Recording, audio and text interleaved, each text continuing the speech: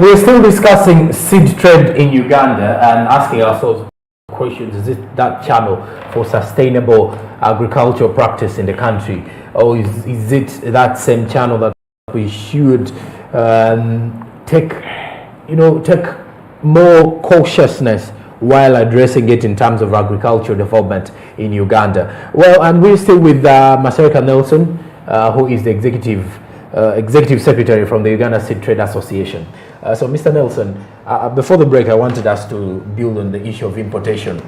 Okay. If I am a farmer, I would say, oh, I'm a seed trader. Let's first take it from the basis of a seed trader. And I want to import my seeds.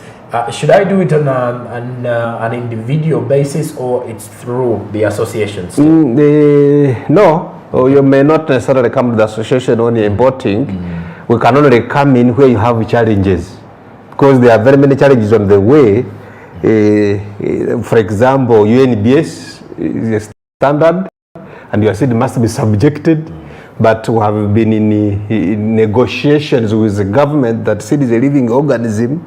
Therefore, Ministry of Agriculture should be the body to handle those things of that specific standard for that seed. So we are in negotiations. Okay. So where there is a challenge, we can come in. But literally, when you're importing, there are parameters that you're supposed to do. One, you initiate and inform government, that's the Ministry of Agriculture, National Seed Certification Service. You say, I want to import seed. One, when you're informing them, you should be knowing the source of seed, where you're going to get it. That seed must have been inspected. And because it is crossing the country, we have the standards. And these standards, they are subjected to ISTA. We call it ISTA, ISTA, which is in the National Seed Trade Association. This body gives a certificate. Okay. So all these things should be done before you start that process of importing. If I'm, for example, importing seed from Kenya, the person who produced that seed should have all those measures that makes that seed to that standard.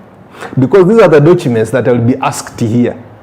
So when they provide that evidence to Ministry of Agriculture, you don't also still go. In agriculture, you have another department, sanitary issues. How is it health? Because we bring it with also some diseases. So after that, you again go to that department so that they give you an sanitary import permit. So when you get the two, then you can qualify to start the process of importing your seed. So when it reaches the border, maybe it is Busia, it is Malaba, it is where, or Entebbe, you don't just come in with your seed. Before you subject it to URA, again, how here in Uganda, you must subject it to UNBS, Uganda National Bureau of Standards, to look at your seed whether it meets the standard. And that is an idle requirement that now the association is pleading with the government that this is an idle requirement and is not necessary. I'm on ESC, seed committee and COMESA, and we have already harmonized some of these irregularities. Let's talk about this issue of importation. Where mainly do we import most of these seeds? If you're to look at the countries. Because you mentioned Kenya and it triggered my attention, and I was like, okay, so why should we import? Where do we? Which countries do we normally import our seeds? Okay, let me finish that, then you come to that. Yes. Because it is, I want the viewers to know, okay, and the farmers to know that is a very good requirement. Even at the same time, even informing government, the ones we are collaborating with, okay, that UNBS requirement is idle. Because we have ratified our regulations at ESC and COMESA. And the reason why we are saying so, in Kenya they have already started implementing it. We get seed from Zambia. Actually, I'm even now mentioning the countries as I had said. Okay. So when the seed is coming to Uganda, we say no, let us subject it to Ministry of Agriculture. Because this is a living organism. It is not a bread. It is not a rubber blade. It is not a shirt-like mind that you know the standard. This is a living organism that has passed processes of certification from the other country. And is even attached with an ISTA orange certificate that shows that it meets the international standards. So we don't see any value that UNBS adds on that, on the seed. Secondly, it increases the time. I'm importing seed, but my consignment may be at Malaba for a week because UNDBS also they have to draw samples, they have to go and test, they bring the results, then they move. And remember, this container is staying at the border for those weeks, it is exposed to sunshine. And as a seed, that is enough to kill it because it is a living organism. By the time I provide to the farmer, it is already dead, and I will have made a very huge loss. Second, it is expensive. Remember, costs were incurred. I told you report to ministry when you are planting. That is a cost from there, observing that seed up, labeling it, putting it to the market. It is a cost. Now, when I bring it here, I subject to another cost of UNBS. But me, when I'm taking my seed to another country, at the moment, it is free. I will subject it, so long as it is having those parameters, it will be subjected to Ministry of Agriculture in Kenya, and in this case it is KEFIS. For them, they have an authority, like you see some of the agencies we have in Uganda. So I will subject it to that competent authority. When I subject it, they look at the documentation that have accompanied the consignment, then subject it to URA, whether I'm supposed to pay taxes or not, then I leave. But here we have very many steps that inconveniences the business a lot. Where do we import from? We import seed from various countries. Most of the seed comes from Kenya. We have seed from Zambia. We have seed from Zimbabwe. We have seed from Tanzania here. However, Tanzania it is so minimal. Then vegetables, it is almost all over the world. Okay. Have we exported? Have we got a chance to export any seed as Uganda? Yes, we export seed to Congo, to Burundi, to Rwanda, to Southern Sudan. Of which crops exactly? Maize, soya, beans. They are the common crops that we export. And this one I have to bring it to attention of the viewers, and I know even the legislators may be listening. We lose a lot of money as a country because we don't export much of our seed. Uganda is having a favorable climate. Uganda is having fertile soil. Uganda is having youth who are these days crying that we are crying. Actually, I've just also crossed that age, that there's no employment. But there is one potential factor that we are missing. Uganda, we don't subscribe to OECD. OECD is an international scheme that recognizes the certification protocols of that country. Like you saw in ZJK. When they came, it was an ambush. That's when they discovered that Ministry of Agriculture was not subscribing to that. That. Okay. Also in the seed. Does it affect us in any way? Yes, yes. Also in the seed, you have those bodies that are supposed to be subscribing too. But sometimes I think Ministry doesn't see its importance. How does it affect me? Yes. If I wanted to import my seed from Uganda with all that environment that you cannot find in any country, I am supposed probably to make it easy to go and plant it in Kenya. Because in Kenya, it is where I would get those documentations that require me to export it. That's one. Secondly, how much revenue are we losing in that now? Actually, Uganda would be feeding the whole of this continent with the seed. It would be just saying, you come and get seed from Uganda. However, we have one of our members, that is Kemifa. Kemifa is a private laboratory. This private laboratory is accredited to offer orange certificate that is recognized internationally. But when we negotiate at country level, even you saying Uganda, and you don't have, those are the parameters they start looking at. Uganda, its national lab is not accredited. How can I get seed from there? So it becomes a challenge to the industry, to the seed industry, and it makes our negotiations with the other countries very tough. Okay. Yes, and we lose a lot of money. Actually, I wanted to make a survey before end of this year. I wanted to make a survey on how much government loses. From not subscribing, so that we give those facts and data for them to appreciate. Let's get back to our main topic of how best we can utilize the issue of seed trade in Uganda for sustainable agricultural practice. Why is it so important for us to look for seeds of high quality? As at least you're a commercial farmer, I do believe, and then you've done even subsistence farming, you've done our local farming that we are used to, most of us. Then if you're to look at all that in a breakdown, what way can we put seed trade to a level? I believe this goes to not only the consumers but also to the legislators. What way do you think we can boost seed trade in Uganda for sustainable agricultural practice? The best way for us to lift this to the level that we want is to have a will of government, and that will that maybe they can discuss with the private players or the stakeholders, because seed is a primary organ. It is a basic organ for production and for growth. They can have a negotiation with them and say, how can we do this? One, we need the products that favors seed trade. Seed trade is the most stressing business on this earth. Even now in this studio, if I get out and see sunshine, it is a stress. You will see the gray hair growing on my head. And I will be having almost very many acres of land where we expect to get seed trade to the farmers.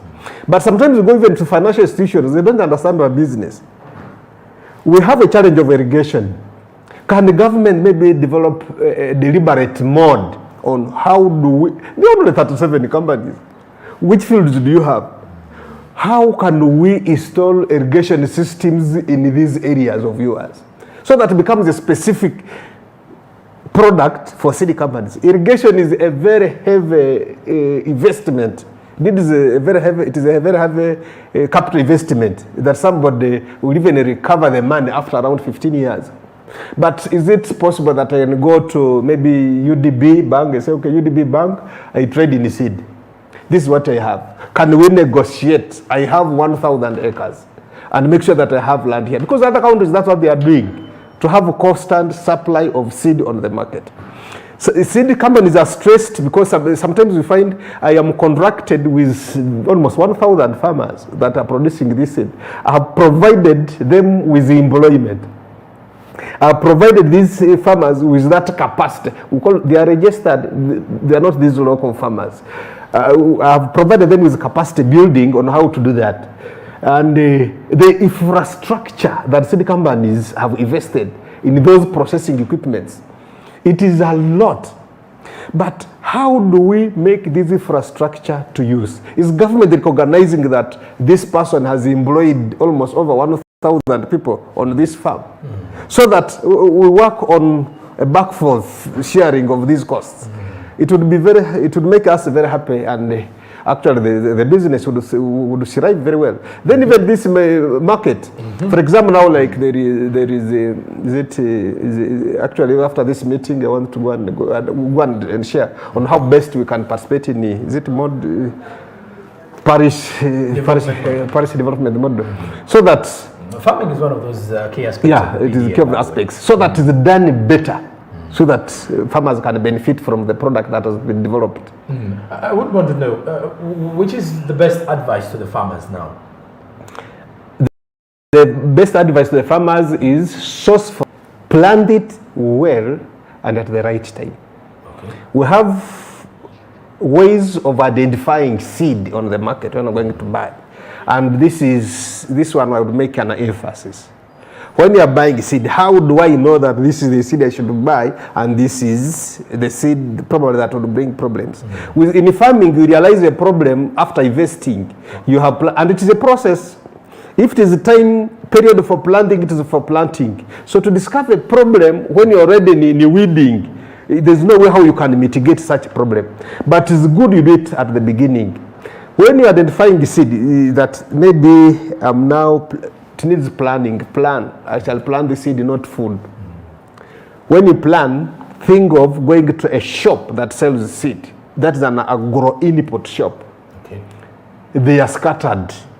The disadvantage you have is they may not be at the doorway like these other shops. Because having an agro-input shop is a requirement, they have minimum requirements and standards. It is like the way you see these drug shops. So you cannot just put a shop everywhere. Let a farmer make, even if it is 20 kilometers or 40 kilometers, to make sure that you buy that seed. And when you reach there, those agro-dealers have been trained. Actually, one of the time I was in the field, is it in Lira? Some of the sub-counties found an agro-dealer had made a mistake in putting his seed. Actually, he had the fertilizers, and after the fertilizers had put to seed, and this seed was from one of my members. Then I said, you man, what are you doing? Okay. By the time that seed reaches the farmer, it is already contaminated and cannot germinate because fertilizer kills the seed. And now here the company will come to the seed companies.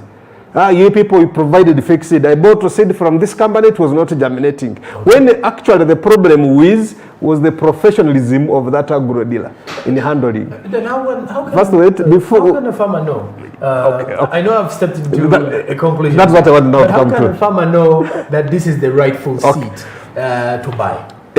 Seed is actually, I forgot, I would have come with a label. Okay. It is having a certification label.